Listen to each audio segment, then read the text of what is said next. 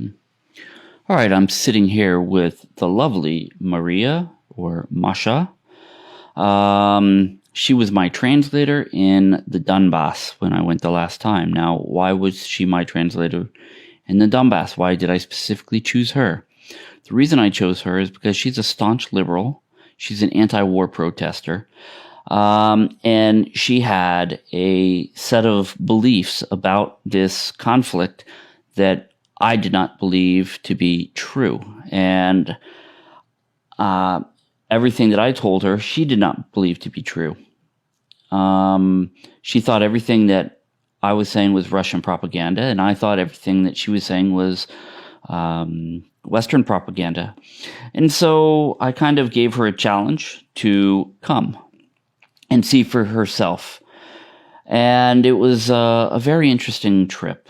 So we're going to talk to Maria, and we're going to get her impressions.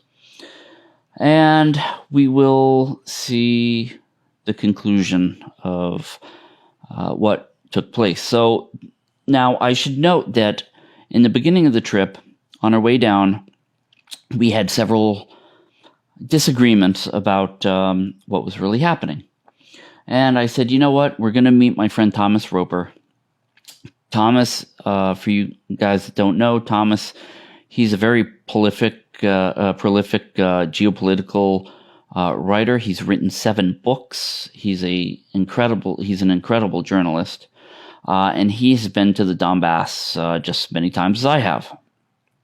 And so he is much better at articulating than me. I thought that he would be able to talk to Maria and maybe see her to kind of put some reason, not reason, but maybe try to kind of help her with her thoughts, because really she was struggling a lot. Well, the normal impression of the Russian guys and girls or whatever who are influenced by what I call the Western propaganda, because there were many emotions and not really many arguments. So she was just emotionally telling what she's feeling, and when I tried to explain things, it didn't really come through. This is a normal way, which I see very often in Russia, and also with Western people. That's normal because that's the Western propaganda works. They are just pushing on the emotions, and when you are emotional, you are not able for a real fact-based argumentation. So at the end of the day, somehow I just told her, okay, well, I see. You will see it in Donbass yourself. This was, well, on some points, maybe I was able to make her think, but I wasn't really able to convince her. So the conversation ended somehow with the words that I said, really, okay, you go and we talk afterwards. But that's the problem, really, that the Western propaganda is emotional. So, and you know this yourself. When you're afraid, when you are hating somebody, when you love somebody, you're not ready for emotions. If we know this from many stories, just in private life, when somebody is betraying you, but you love the person, you are not able to listen to arguments. And that's how emotions work, and that's how the Western propaganda works. They show emotional pictures, tell emotional stories, and this switches off the analytic thinking. And that's what's happening, and she was an example for that. So I wasn't really able to convince her, absolutely not somehow. But I ended the conversation with, you're a good girl, and we talk when you come back. Okay, John, let's start from the beginning. All right. Just as a background information, if you will, because it's not only true for myself, it's true for millions of people in Russia who are horrified by this war. We all have ties with Ukraine. Either it's blood ties because it's family members, or it's friends, or it's both. It's inseparable. We are the same people. Probably if someone from Ukraine heard that now, they would be denying that as vehemently as they could, but we are the same people, actually. We grew up on the same movies, on the same music, on the same literature. We like the same food. We have the same cultural references. We truly are as close as nations as it can only possibly be. Okay. The war with Ukraine is the most horrific thing that could possibly happen. I honestly do not have a vocabulary to describe that because it just shouldn't exist. So those words don't exist in my language or in English language or in any language, I believe, because it's just beyond horrors to imagine that we could go with war to Ukraine. From, as we say in Russian, every iron, every day, we hear how this war, how this horrors, how this aggression is unmotivated, how Russia went insane, how Ukraine is suffering, how it's absolutely undeserved, unprovoked, unreasonable, and how there is no forgiveness to anyone who is Russian, how we all, 150 million of us, supported, what horrible people we are, all of that. Well, you know. Yeah, of course. I think everybody knows that. I don't have exact numbers. I don't think anyone has, but according to different evaluations, and they vary from 200,000 to 2 million people fled Russia since the beginning of the war. And I refuse to call it special operation. It is war. Okay. You know, they fled Russia just like Ukrainians flee Ukraine, because they flee because they cannot stay here anymore. They suffocate here. They see Zs on cars, on billboards, even on socks, for God's sake, on everything. And it honestly makes you feel like you have no air. You cannot see this. Okay. You cannot see this. It's unbearable physically. When it started, I fled to the Far East to work in a rehab center because it would mean that I would stay within that rehab center and I wouldn't go out and I wouldn't be exposed to this Zs. And that was the only way to survive it, basically. Because I don't know, it's like you feel like you need to walk out of the window because you cannot live through that. This is what is done to the people of Russia by the media, by the news, by this continuous narrative that we are, I can say the bad guy, but it doesn't cover it. It's, 1% of what we are. Right. In the eyes of the world. That's what it is. Yeah. So this was the beginning for me. Sometime in April, I believe it was, you sent me the subtitles to translate from several interviews that you took in Mariupol. That's correct. And I was listening to what people were saying, trying to make sense of it, trying to convey what they were saying the best way possible. And it was very much like I was listening to the Russian side of the propaganda. It made me feel like, wait a second, that doesn't match. And they could not be the propaganda people because they are just simple people on the streets. They're not actors. It's obvious that they're not actors. And it was a very serious clash in my head. Later on, sometime in the beginning of July, I believe it was, a friend of mine asked me to help him to get his brother, who was from Volnovakha, that's a town between Mariupol and Donetsk, to get this person outside of Russia, because he managed to leave Ukraine, leave Donbass through the Crimea, to get him out to Germany. So we worked out the route for that person. And of course, we met in Moscow, and they talked to that guy as well. And again, there was another first-hand evidence and another clash. So I had to have my answers, because what I was sure the truth was, as I refused to believe anything that Russia was saying, any Russian, it was all like, oh no, it's all Russian propaganda, it's all lies. I tended to believe what the West is saying. Those were my sources. And what I received from these interviews that you sent to translate and from this guy was saying was in absolute contrast to what I was receiving from all other sources. So when you said that you're going and you need a translator, I said, well, you of course can have a choice, but pick me. I'm a good translator. That you are. Well, so I was in a situation when I knew that I cannot go on anymore without having my questions answered. I had to know. And Thomas asked me, like, hey, they're bombing there in Donetsk. They have these mines, these butterflies laying around. It's dangerous. Aren't you afraid to go there? I'm like, Thomas, I don't care. I have to know, because not knowing is worse. Because not knowing is guaranteed doubts and frustrations and fears and shame. I mean, it's an incredible guilt that we all are feeling.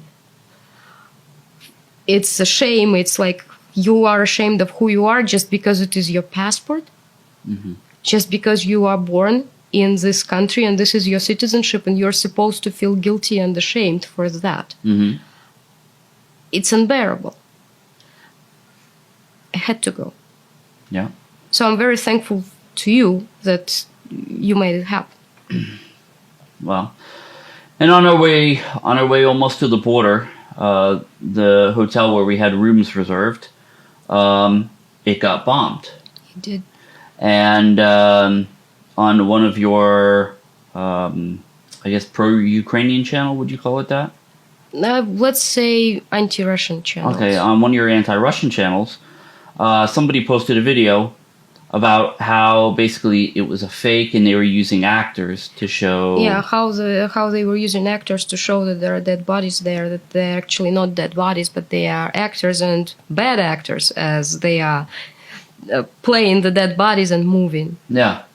And so, so one of the first things that we kind of encountered, I guess, was I had to run... We were running around looking for a microphone cable. And we went into a shop, and there was a woman who was quite distraught. Yeah, we went to that market because it's like electronic market where if you need to find anything, that's the only place in Donetsk where you can have hopes to find it. Right. And we asked around for that cable. And as it always goes, people get interested because we have a foreigner, so everybody gets involved into a conversation. And there was this girl who was really upset, and she was going through serious personal issues as well. And she saw me as some sort of a counselor, I guess, of something like that. So she shared, and we talked a lot. And she said, "I just lost." A friend. Apparently, she had a friend who walked by that hotel when it was bombed, and that person died, and the 3-year-old daughter of that person died as well. Yeah. Maybe on this video there was exactly the body of that person. The video was filmed from the inside of the hotel, so like a surveillance camera. Maybe I don't know. I'm not an expert. I wouldn't be able to tell. And I asked about it, and I was told by those who deal with it every day that it is normal for as they say, fresh corpse to sometimes move. Sure, absolutely. It happens, and apparently this is what was caught on the camera in this video. Yeah. But the cynicism of that, like, hey, see, that's an actor. When somebody lost life, It's insane. Yeah. So let's talk about when we actually got into the Donbass, when we got to Donetsk and Lugansk. What was the first thing that actually struck you? Okay, it took us a very long time to cross the border. Mm-hmm. So the hotel was bombed, and we didn't have a place to stay, and it was already relatively late in the evening. So John called his friend, another journalist, Graham Phillips, who lives in Lugansk currently. And he was a wonderful host. He said, come over to Lugansk and stay, instead of Donetsk, go to Lugansk and stay there. So our first couple of days were actually in Lugansk. He hosted us, which was really super kind of him. Graham, if you watch this, thank you so much. You're wonderful. Thank you. So anyway, what I'm trying to say is that we arrived to Lugansk, and everything is covered with those Zs. Every vehicle, every bus stop, basically every surface, everyone wears chevrons with Zs. All of it. Please understand, in my head, this is a new swastika. This is the sign that Russia is turning into a fascist Germany. And then we go to Donbass, that we are, according to the news, destroying. Yes? And everything there is covered with Zs. How can that possibly be? If people hate us so much, if we are such an enemy, if we are such a villain, that if we are such a monster, that everything there is covered with the symbol, and the symbol gets complete support. That would be like the Jews voluntarily walking around with a Nazi symbol on their... Sort of. With a swastika. Sort of. It makes no sense. It did make no sense. I was like, what is that? Next day, we went to Severodonetsk. And it is the city which is in a similar condition as Mariupol in terms of devastation. It's horrible. Yet, they have no water, no electricity, no nothing. Yet there are people who stayed there, who live there in basements. We went to one yard, and there is a children's playground, and graves right on this playground, right there. It was the first biggest shock that I had when I looked at it live. When it's not a photo or, I don't know, some video that you watch on TV, but when you see it live. This playground and those graves right there. And there are people there, and they talk to them a little bit, and not a single one of them expressed any kind of negativity towards Russia. All the negativity was aimed at Ukraine. That was another clash in information, which was crucial to me. Like, how come you're not tearing me apart? I am Russian. It is my people who did that to you, and in my head. And the answer was, no. It's not this way. And then these conversations repeated in Mariupol, in Lugansk, in Donetsk, in Volnovakha. They repeated in all the places where we went to. So it was kind of extreme red pilling, if you will, for me to accept that. On the second day, because I would say it's second day, we had a meeting with Vlad Dainega, the guy who is currently a Minister of Foreign Affairs of Lugansk People's Republic. He was responsible for the negotiations in Minsk that lasted during all this almost 8 years. He was there on every meeting. And John was kind enough to say, like, hey, what would be your questions to that guy?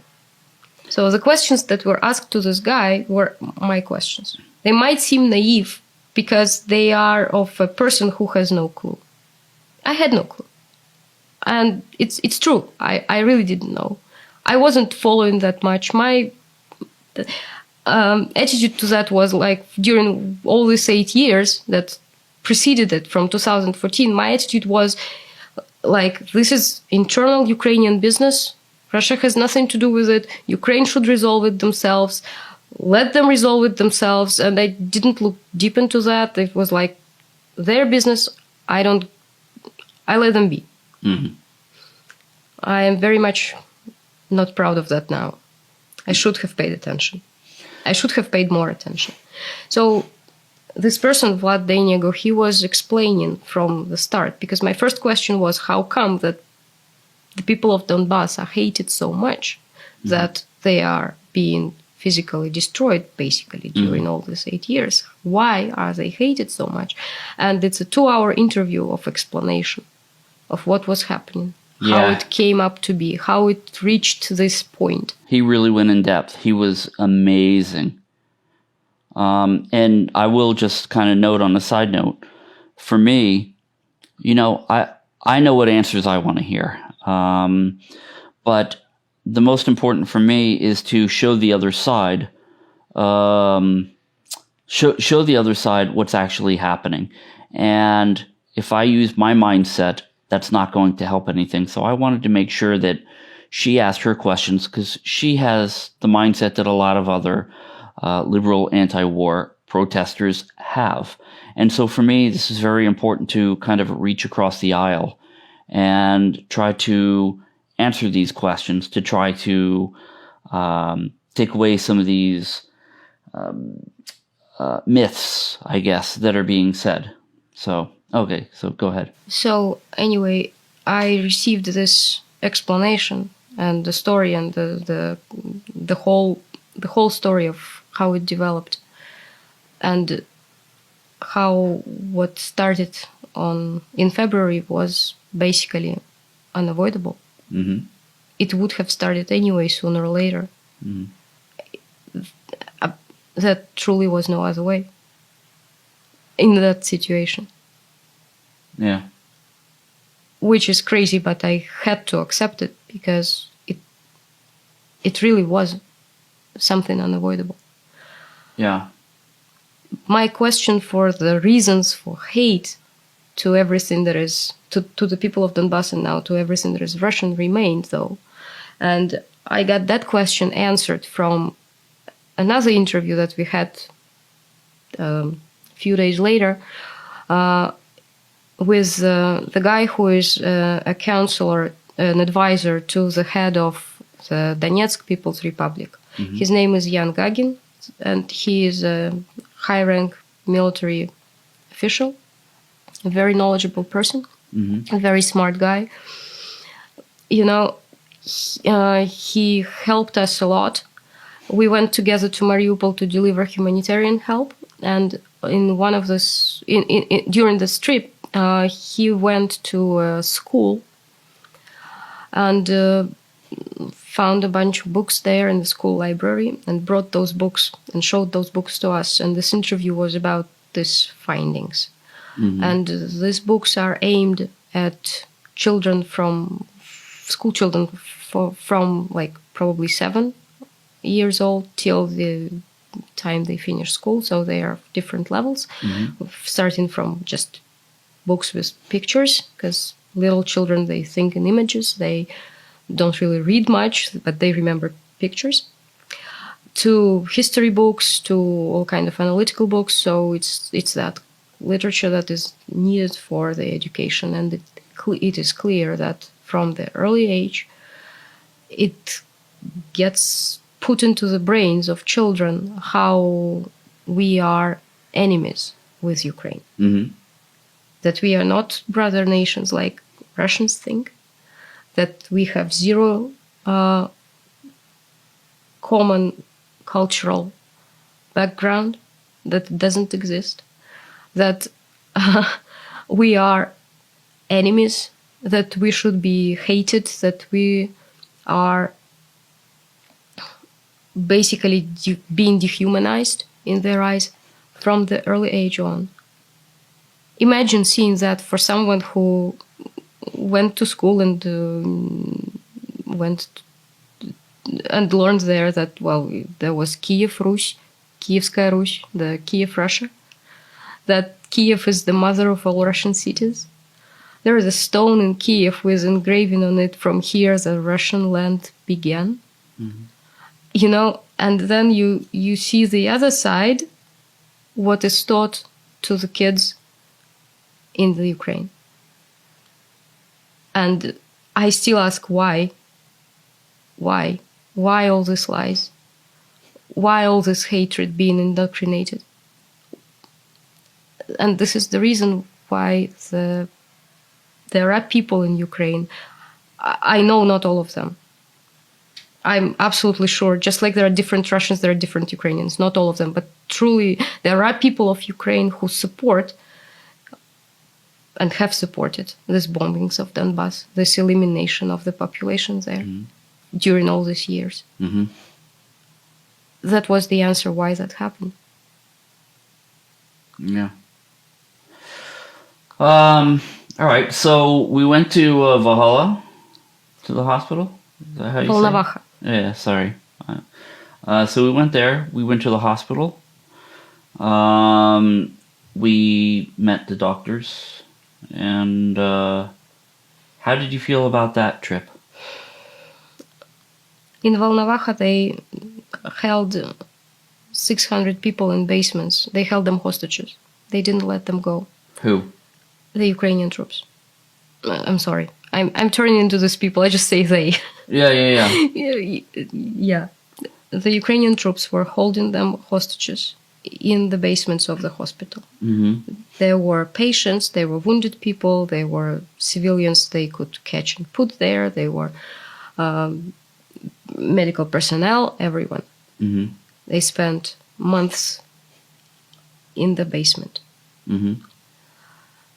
We walked around some areas of this basement, saw where they slept, where they ate, how they lived there. And they are like, it's impossible conditions.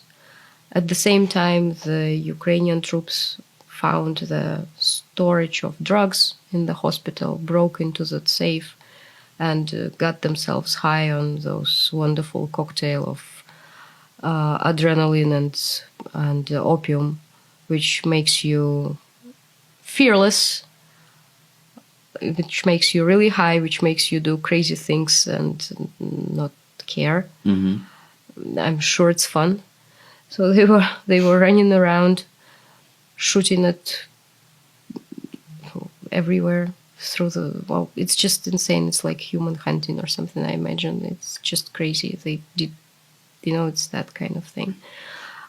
And at a certain point when they were retreating, because they were running away from the Russians and Donetsk, so the Allied forces, they decided to destroy the evidence of that whole thing, and they shot from the tank. There was direct shot from the tank that was there, and we saw the hole in the wall that this shot left, to make sure that the building collapses over the people who were in the basement.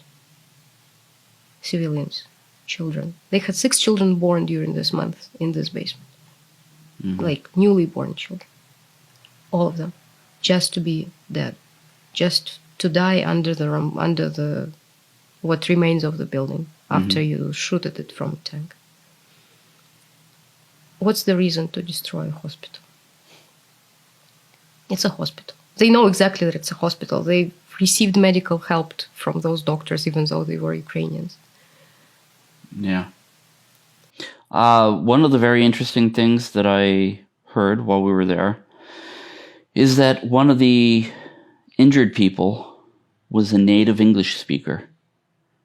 So either American or Canadian or British. And he was injured, not mortally, but to the point where he couldn't evacuate with the rest of the Ukrainians. So they shot him in the back of the head. Yeah, not to deal with dragging of the wounded or something, just They said that there were several bodies, and their faces were disfigured, their fingerprints were removed so that they wouldn't be recognized. Yeah. So they were removing the evidence this way. Just shot them dead. It's wild. Yeah. Wild. Yeah. So that was the hospital. What else? What else did you? On the last day, we went to the front line, to the town called Svetogorsk, and this is where they have active fighting. This is where, from about 4,500 people, about 1,500 people still remain.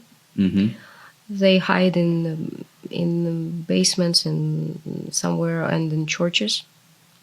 There is a big church there where people hide as well, and they are terrified there. Apparently, 2 days before, there was a group of journalists who filmed them and put it online, and it all went to the Ukrainian TV as well. So people were recognized, and these people have relatives in Ukrainian towns.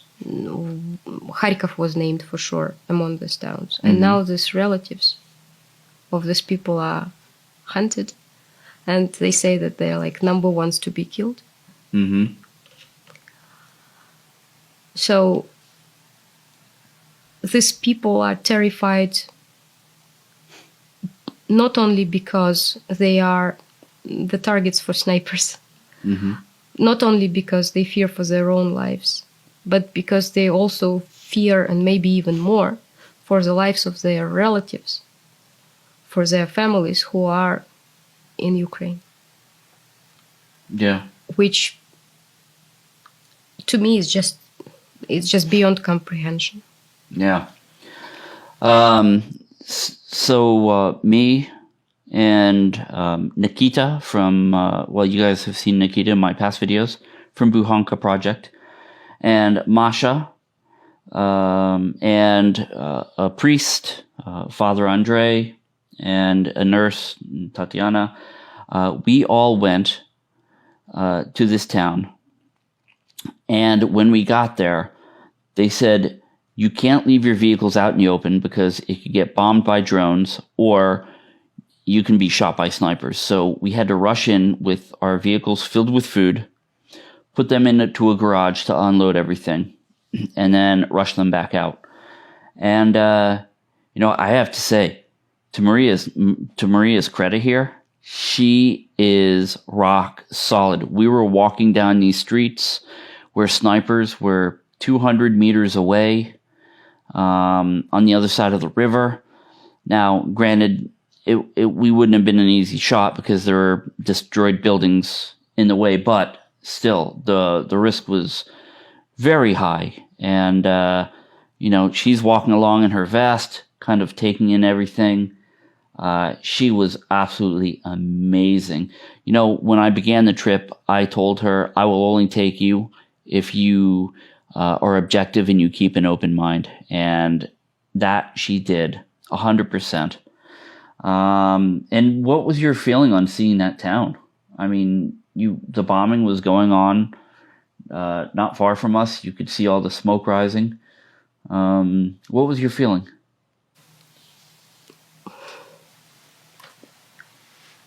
It has to stop. It somehow has to stop.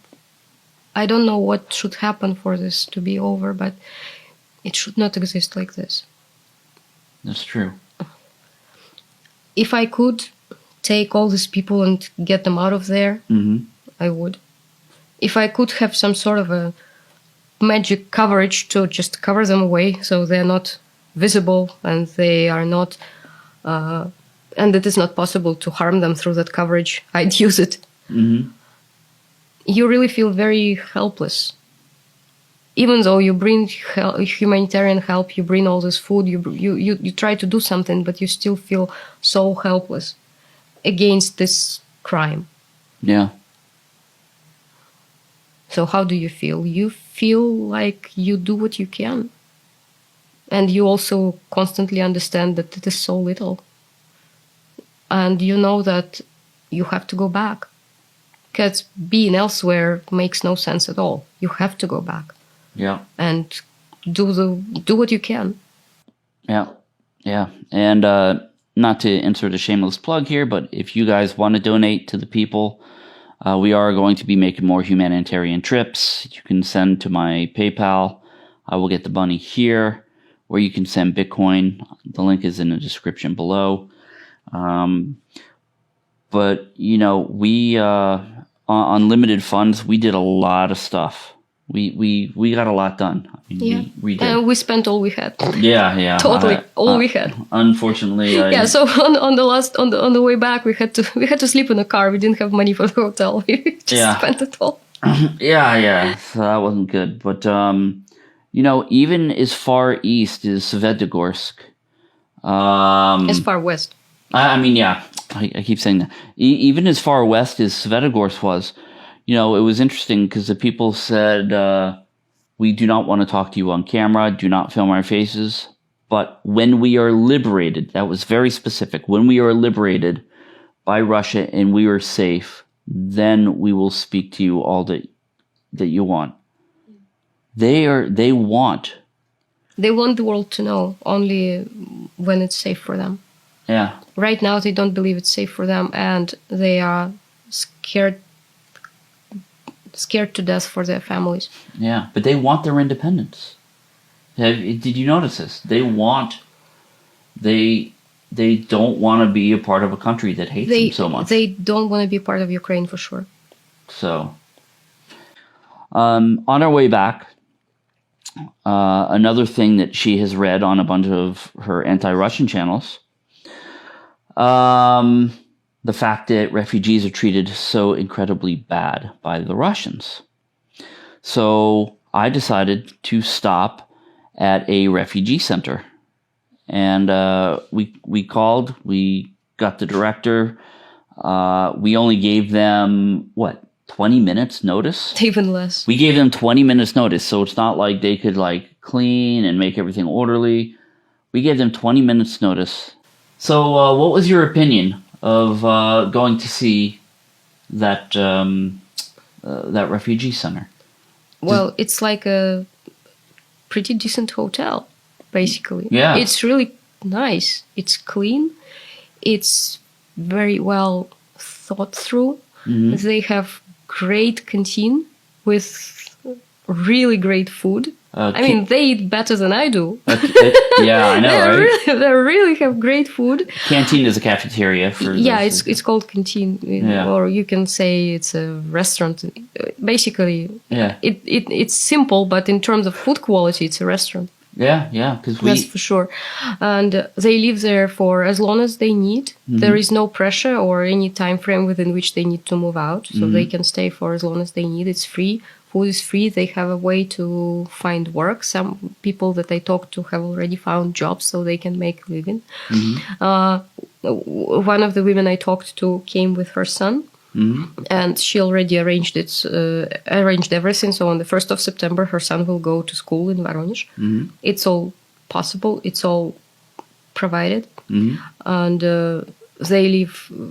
they went there voluntarily. Mm-hmm. They explained to me how it works, because in the Western media it is said that we evil Russians, grab them, put them in buses, and just bring them to Russia for labor camps. Yeah. We eat them alive. We take their organs. We take away their passports. All that stuff. Yeah. I mean, you don't stop at anything when it comes to that, to those lies. Mm-hmm. The worse there is, the better.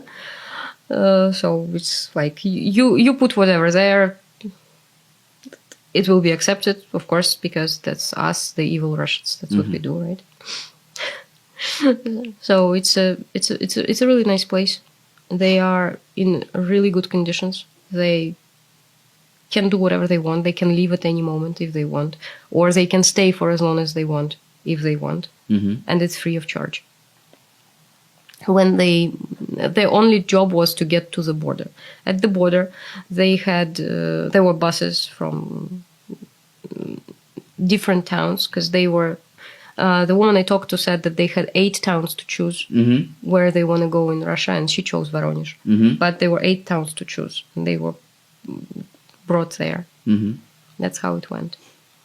There was one woman from Kharkov who constantly asked, when are you going to take my passport away from me? Like, why would we take away your passport away from you? Why? Why? Like, because I heard that you take away passports and you then force people to work and don't give them passports back so that they would be motivated to work for free or something like that. I mean, crazy. But this is what you hear in the Western media. This is what's in the media, yes. So, you as somebody who saw everything reported in the media, believed everything that was reported in the Western media, and was quite anti-Russian at the very beginning of this. Very anti-Russian at the beginning of this. How much of what you now know that you read, how much of what you read that you now know is not true? All of it. All of it. The proportion of those lies, the scale of that is very much comparable with the scale of the horror of this war. It is that much. The cynicism of that is incomprehensible. It's just insane. There is 0 word of truth in that. I thought, maybe there are exaggerations. The truth is the first victim at the war. I mean, it's a famous phrase, but maybe at least half of it is true. Yeah. No, nothing of it is true. Nothing. No, so it was a sweet red pill to know that my country is actually not a villain, and I don't have to say that country about my country, because it is my country, and what it's doing is explainable. Yeah. So, well, thank you so much. I am absolutely sure that this interview is going to open a lot of eyes, just because of your background. And we'll see where we were at the beginning of this adventure and where we are now at the end of this adventure. It's quite a transformation, actually, to see. And I watched her transform during this whole trip, and it was really amazing. It was amazing. It is an absolute eye-opening, and I know that I will go back. Yeah. Well, somehow I will go back. Yes, we will go back, because I need a great translator. By the way, she is hands down the best translator I have ever met in my entire life. Her words are absolutely fluid. I've never seen anything like it in my life. So, absolutely brilliant. If anybody needs a translator, well, you guys need to reach out for her. So, anyways, John Mark Dugan. And we hope that you found this interview enlightening. And make sure you like and subscribe. Thank you very much.